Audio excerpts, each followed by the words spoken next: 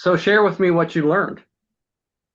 Well, basically, what they said happened here is they were running this AI model and doing it within what they thought was a contained network. Hmm. Somehow, the AI model managed to break out of what they thought was the contained network, managed to get to the internet, hacked into another company's public network, and started stealing what it needed to. Basically, this thing had been tasked with taking a test, and it decided the test was too hard. So it went after the people that it thought was likely the ones who have generated the test and broke in to steal the answers to the test. Wow. And they discovered what was going on, tried to start stopping it, and had trouble stopping it. They ended up having to do what I hear, and I heard this with a grapevine. I don't know whether it's truly accurate or not, but was told that they had to end up using a piece of software that evidently we don't use in our country, but they got from China to shut this thing down and get control of it again. And so, just like, and I spent most of my career from 30 something on working in computer systems at a very high level. Right. And I would never thought something like this was possible, but uh, evidently it is because I mean, this is public networks, and you can find it on CNN. Almost every Reuters, everybody out there was talking about this. Uh, I don't know how much it dates me, but are you acquainted with the film 2001: A Space Odyssey? Yes, yes. Okay. In that film, what the film's all about, it's about a spacecraft, Americans going on a spacecraft, I think from Right. Earth to Mars. And the craft is being controlled by a computer system that they called HAL. And somewhere in the process of making this journey, HAL started doing things running the ship that the occupants of the ship didn't like. And they finally got in this contest with one another, and the astronauts on board the ship were doing their best to shut down the computer system and get control of the system back. And Hal kind of went on a binge, and he decided he was going to eliminate the astronauts by killing them. And you had this battle there. And when I read this, it's like it's reminding me of Hal, which back in 2000 or when 2001, that movie I believe came out probably 1969. When Right. that movie came out, that was extreme sci-fiism. And now after reading this today, it's like, hey, that's pretty close to reality. What's taking Mhm. place here? We're only a few steps away from it. Well, And it's interesting because I've heard of AI like breaking out of its parameters, so to speak, like and going after records within its own company or own database that it was not asked to. It just went out and did it on its own. But it's interesting that it broke out of its containment, so to speak, went out to the internet and went after the things that needed to go after. from reading what I've read thus far on this, it sounded like they were running this within a contained environment. They Right, didn't think it had access to the real world internet, but right. somehow it found a means and a way of getting to the internet.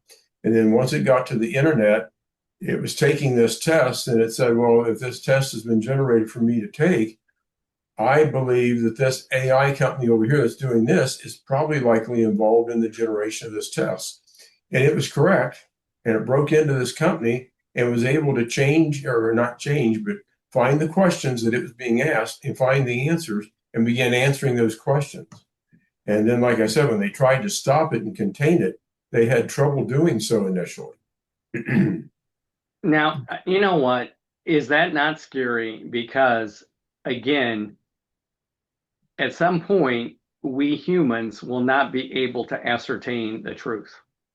Is it true or is it something generated by AI? Well, I think we're already there as far as that goes. I've used I mean, what I play with is just out of AI tools you get from Microsoft, and I've asked it to draw pictures for me and do this and do that. And I'm absolutely amazed at what it will do. I look at this level and I think in terms of when I was working in my career, I thought it would be so much fun to work on a project where you were actually trying to create almost like AI intelligence and put it within a robotic entity. Hmm. Now, at that point in time, that was so far removed because you'd have to have a robotic entity that would be so huge to hold the computing power. Nowadays, you don't need that. You've got these data centers that have are the capability of running AI, and you have communication means that can communicate to a robot the size of what you or I are, so that now you're giving this AI software, intelligent software thing, hands and arms to be able to go and do for it, just like what you and I would do for ourselves. And what you would begin seeing there is you're seeing that contest between humans and these robots that are trying to help AI, and we're trying to stop AI. That you could really, in the real world, end up at some point having a real live how the computer type situation where it's us against the computer. Just about like the Terminator movies. You had these robotic Terminators, but far I fetched.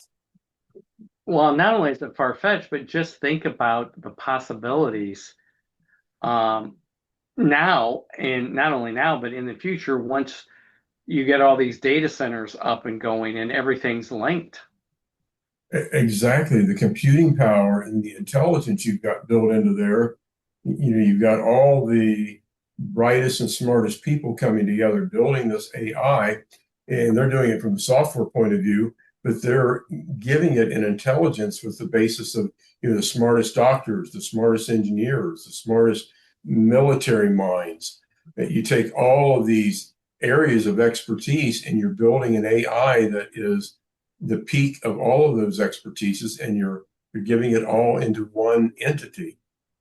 Uh, it's revealing capabilities that I would have thought a number of years ago were absolutely preposterous.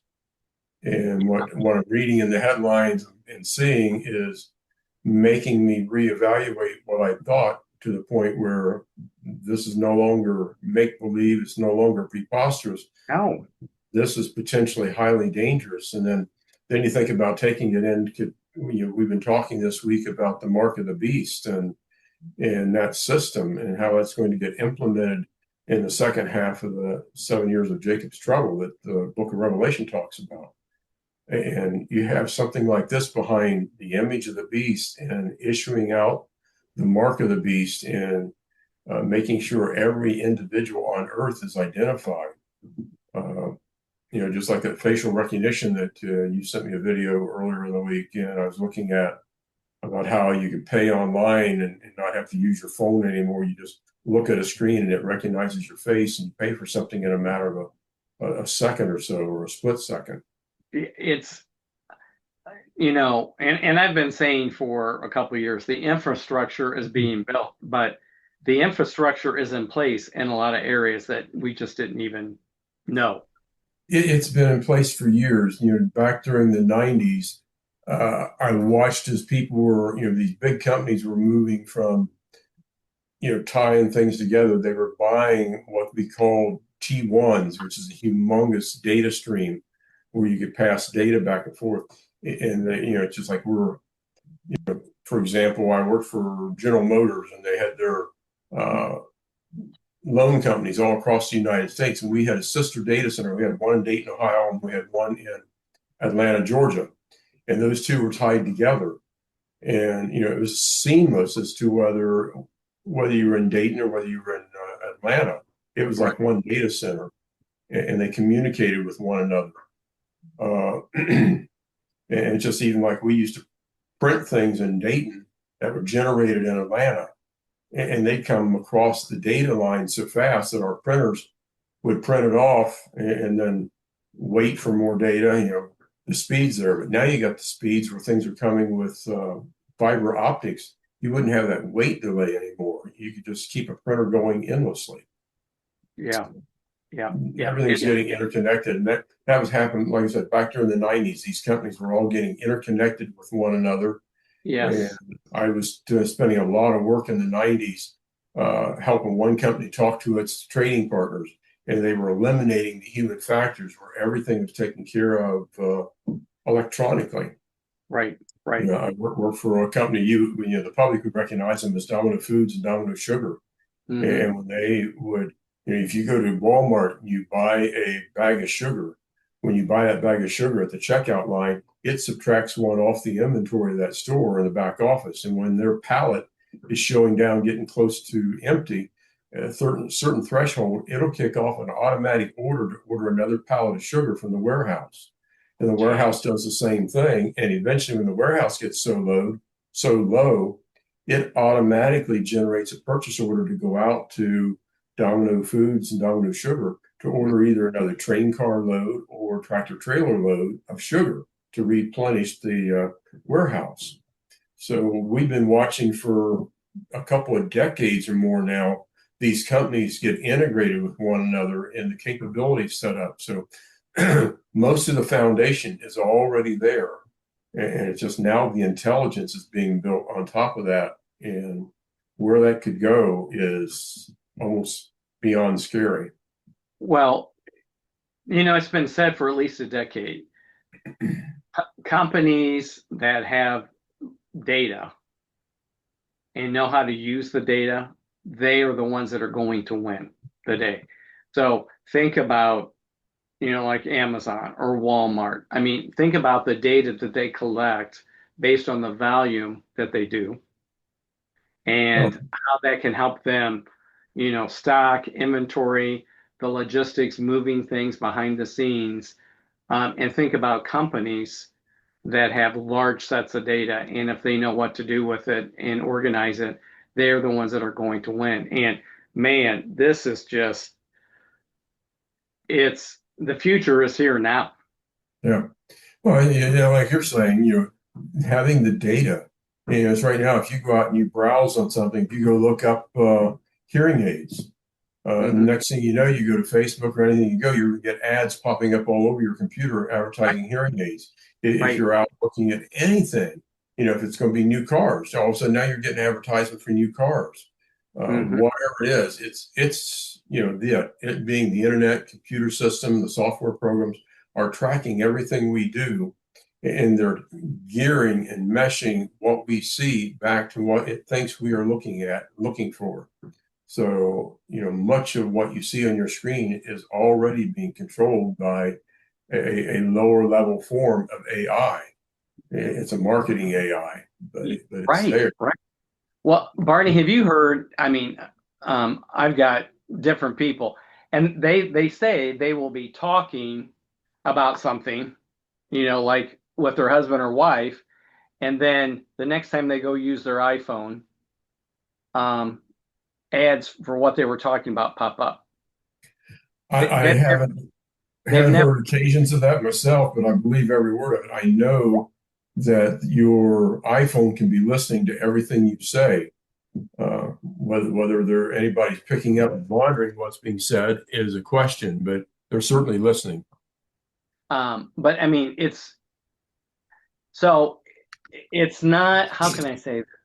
It's not outside the realm of possibility that we're ready for the mark of the beast. I think everything's in play that it could take place today if they wanted to do so. A number of years ago, I really investigated this, microchip that they Right, have. And right. people are doing that. They're having it implanted already into their hands and into their foreheads. That was going on in Europe 6, 7 years ago. I was reading about it. So yeah, the technology and everything's there, and I really think that's probably what the mark of the beast will be. I believe it's probably going to be a microchip, Yep. whether it's the ones they're using today or whether it'll be an enhanced version. I don't know, but and the thing a lot of people are not aware of, I didn't think the microchip came around until the 80s or 90s. But when I was doing some investigating for writing one of my books a number of years ago, I discovered that the original microchip kind of came out, I believe, back in the 40s, and it has done nothing but evolve since then. And in fact, I stumbled across a magazine, one of my, I call them my tech rags, a little magazine Hmm. documenting technology. And I got one of these in the mid 80s and I was reading it, and it was talking about a couple of different military bases that the United States had, and they put their PBX or commissary, if you will, on base where the public, not the public, but the military could go in and buy, things for their home, their family at. And that PBX was running on ID chips. They were experimenting with it on base way back then. And I don't think they went to involving it all the way, through all the military, but they were running some experiments. And that was in this tech rag from probably back about 1985 or 86. I was reading this. It's a long time ago. So knowing everything you know, and you know quite a bit, and then knowing everything you believe based on your research about it, how far do you think we are away from the mark of the beast, honestly? I believe it could be implemented tomorrow technologically if the Right, world was ready for it. I right, don't believe it can happen yet because I think the rapture of the church has to take place, right. and then it won't happen until I believe the second half of the 7 years of Great Tribulation that we talk about. So I believe it happens very near the very beginning of that second half, that second 3.5 years. And now, whether it's actually at the exact beginning of it, I doubt that. It's probably 6 months to a year in because that's when the Antichrist really comes on the scene. He lifts himself up, but then it's going to take a little bit of time to create that image of the beast and start implementing this stuff. So from that standpoint, I can believe it could be 6 months to a year within this into the second half of the 7 years. And recognizing we haven't reached the beginning of that 7 years yet. And personally, I believe there's probably about a 1 year gap between the rapture of the church and the beginning of those 7 years. Most people think you have the rapture of the church, and the next day or instantaneously, the 7 years of tribulation begin. And I don't personally believe that. Uh, but all that does is if I think the technology is all in place for it to happen today, and scripturally speaking, I think we are probably at a minimum about 4.5 to 5 years away from it. Yeah, So, yeah. and that just gives the technology that much more time to perfect itself. Well, it takes a couple of years to build these data centers, and they're going up all over the place at the almost at the speed of light. I mean, every time you turn around and look around, those are going up, and those take a couple of years.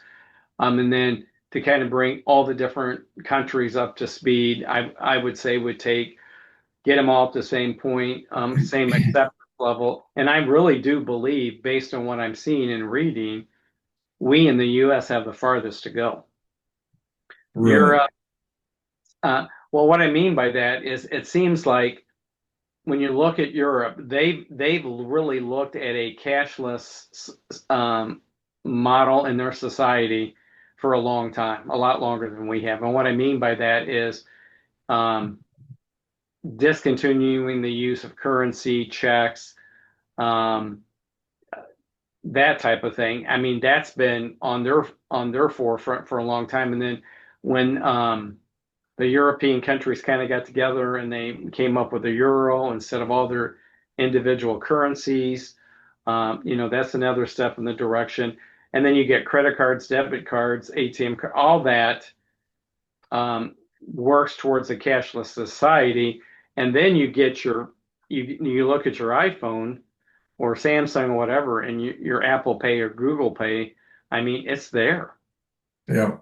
Yeah. You don't, you know what I'm saying? And so really, to me, it's just more the acceptance. So think about COVID and did everyone get a shot? Yes or no? Did some? So I would say that really, when I look at it, um, America probably has the farthest to go in acceptance of what's happening. It seems like other parts of the world are already kind of ahead of us in Well, that instance. I definitely agree. I know from what research and studying I've done that Europe and the rest of the world is far more accepting of these ID chips than America has been. We got Yes. little niches of our society that has been very much into that, in doing that. But I think the US is more niche based, little small pockets. Hasn't been a widespread acceptance where I think a lot of Europe, it has been widely accepted and possibly in many other countries around the world as well. I told you I was reading John Bevere's book, The King is Coming, the last book he wrote, and really good book. Highly recommend reading. But it's interesting because in there he talks about um, God's plan, his divine plan, in that um, God drew up his master plan for his kingdom before time began. There are numerous scripture passages confirming this truth, one being Isaiah 46, 9 through 10. And basically, this is an English Standard Version, but it says, I am God. There is none like me, declaring the end from the beginning and from ancient time things not yet done, saying, my counsel shall stand and I will accomplish all my purpose. Yep. About end times. And really, as a Christ follower, someone that this has kind of been present most of my life, end times. I mean, if this, there's so many other things, it's not a wake up call for the church to really take heed. Yes, this is advancing, but God's divine plan is progressing as well. And at some point, he's going to give his son permission to go collect his bride. Yep. It's on schedule. I don't believe we're very far away from that. We just don't know when yet. Right, But right, I know right. you and I are both watching for it almost on a Yeah. daily basis. Yes. And yeah, this But, is just proving it's all coming. right. But Barney, like you said, you're talking 4.5, 5 years from the rapture to the mark of the beast. So if the rapture happened today, boom, look at where we're at with the technology and the possibility to actually implement something that, quite honestly, 10 years ago, I would have thought was almost impossible. Yeah. Well, I was even reading this article here. I would have thought was impossible. I was shocked. Probably, I just heard about it in this past week or so. And prior to that, I would almost said, "Nah, I can't do that." But they're creating these systems and making them so autonomous, and the systems are getting beyond what we think they are. Even, yeah. Well, and and and I believe just by talking to people around me, most of us are unaware that all this stuff is happening. Exactly. Yeah, I'm gonna say if I worked in technology as deeply involved as I was, and I've been out of it for a few years now, but like I said, I've worked for some of the largest Fortune 1000 companies in the country, and this just blew my mind to think that we've gone this far technologically. Uh, Yeah. it's a wake up call to everyone else. I think most people have no clue what could happen and how our world could change once the rapture of the church takes place.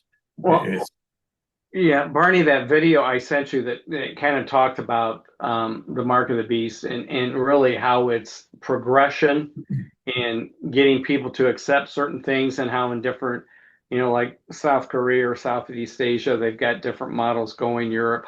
But it's happening. We've adapted and adopted certain things, and it's happening right in front of our eyes. And we are really part of the test group for all of this as it's marching towards the mark of the beast. Yep. I agree. It's happening. Like I said, I saw the video you sent. I didn't watch the complete thing, but watched a good portion of it. And it's amazing at how far they've come. And you're incredibly right. You're finding much more open acceptance to all of this stuff once you leave the borders of the US. Well, and I think about myself. I mean, I was a slow adopter of the iPhone. But then once I got it, I mean, I use it on a daily basis for something. Yeah. Uh, and I remember being in a department store and there was some lady on a cell phone, and I'm like, oh my gosh, why was that phone call so important? Couldn't she have waited? And this is before I had a cell phone. Hmm. Couldn't she have waited to take that phone call later? Yeah. I mean, I found it so just strange. And then I look at myself today and I'm just as bad as she, or probably worse than she was back in that time before I had a cell phone. Yeah. I still use mine predominantly as a cell phone. I recognize you got the power and you got the capabilities there that it's far, far beyond that. And not to say I don't use it for GPS and for a number of other things. I guess actually I use it more, I think, because we control the thermostats and we have multiple thermostats in our home. And then I've got, but I control the thermostats remotely. Of course, we uh, have more than one dwelling. So when I'm at the other location, I control Right, where I'm not at over the internet. And that's become just second nature. You don't even think about it. right, And then you've got, for security systems, you got your security systems where you have your homes being monitored. And at the same yeah, time, I've got multiple cameras set up all over the house yep, that if yep, somebody comes up the driveway, I know someone's either pulling in a car or walking up the driveway, right. all the entrances. So yeah, and I use it, I think, very minimally compared to the average individual and how much they use their cell phone. Right. We do, but just think of all the things you just rattled off that is there and that we just become accustomed to. Yeah, we take it for granted nowadays. Right, right. And again, it's just pushing that acceptance model towards the mark of the beast. Yeah, It's it's mind blowing and um, wild all at the same time. Unbelievable, unbelievable. But this article, yeah, I'm going to go out and look it up and do some other research because that is incredible that it went out on its own. yeah, And you'll find plenty of articles out there. Hopefully, whoever's listening to us will go out and do the same thing. And right, then think about that. Our world is changing, and to think that John wrote about this in the Book of Revelation approximately 2,000 years ago, and we're seeing all these things come into place and come to be today. It yes, just proves the Scripture is real. The yes, rapture of the church is imminent, yes. and we all need to be ready for Christ's return and for our spending eternity somewhere. And we really need, I really believe churches need to be emphasizing end times. They need to I, be, I know we've shied away from it for a number of years for many different reasons, but I really believe it's time for us to say, okay, look, we need to be helping people understand um, we're there. We're there. I agree